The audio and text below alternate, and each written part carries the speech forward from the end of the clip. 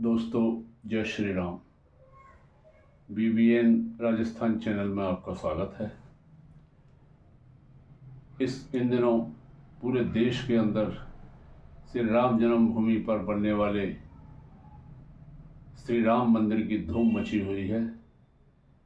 इस अवसर पर हम वर्ष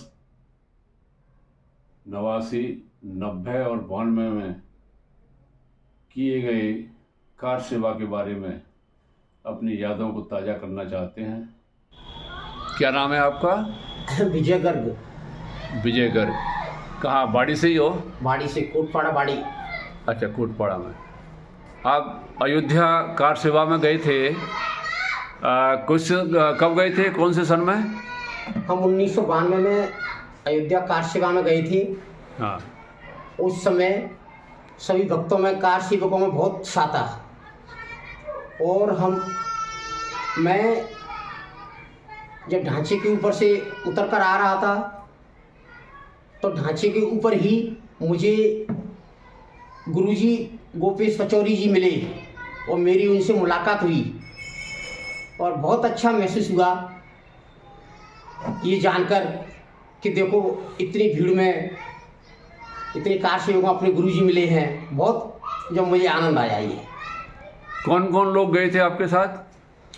बाड़ी से लगभग 15 व्यक्ति के करीब गए थे सभी टोटल। तो उसमें प्रमुख रूप से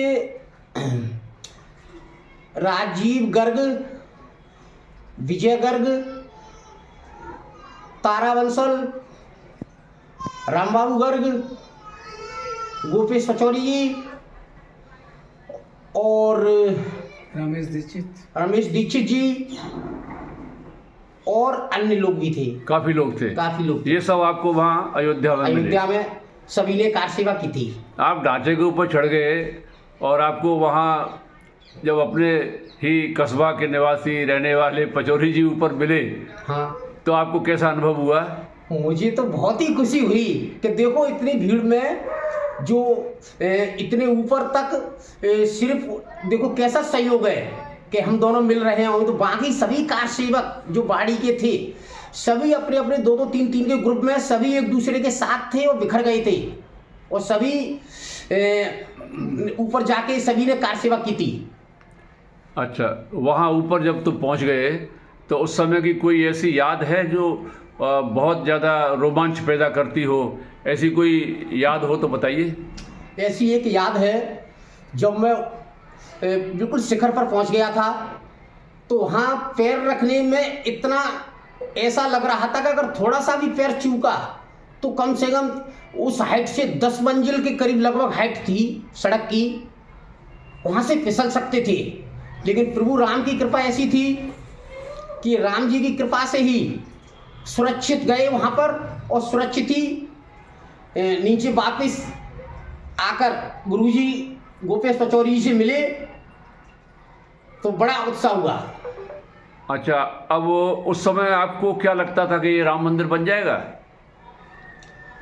उस समय की परिस्थितियां तो ऐसी थी कि जिस हिसाब से सरकारें थी, हिंदू विरोधी सरकारें थी, तो उनका एजेंडा ही बहुत गलत था। उन्होंने इस राष्ट्रीय समस्या को एक राष्ट्रीय समस्या के रूप में नहीं देखा था। लेकिन अब आगे भविष्य में आने वाली अब ये राम मंदिर यहाँ बन गया है और बन रहा है, अब आपको कैसा लगता है? अब ये बहुत ही गर्व की बात है और सारे हिंदुओं में इससे विश्वास और अपने प्रभु राम के प्रति धार्मिक भावना अच्छी जागृत हुई है। ये प्रधानमंत्री मोदी जी की वजह से ये संभव हुआ है, इस बारे में कुछ कहोगे? ये सभी कार्य प्रभु श्री राम जी किसी विशेष व्यक्ति को ही निमित्त बनाते हैं, तो श्री नरेंद्र मोदी जी ही इस कार्य के लिए प्रभु ने, श्री राम जी ने निमित्त बनाए हैं और उन्हीं की देखरेख में भारत का ये धार्मिक एकता का प्रतीक राम मंदिर बना है और उन्होंने इसमें बहुत बड़ा योगदान आगे उनका ही रहेगा।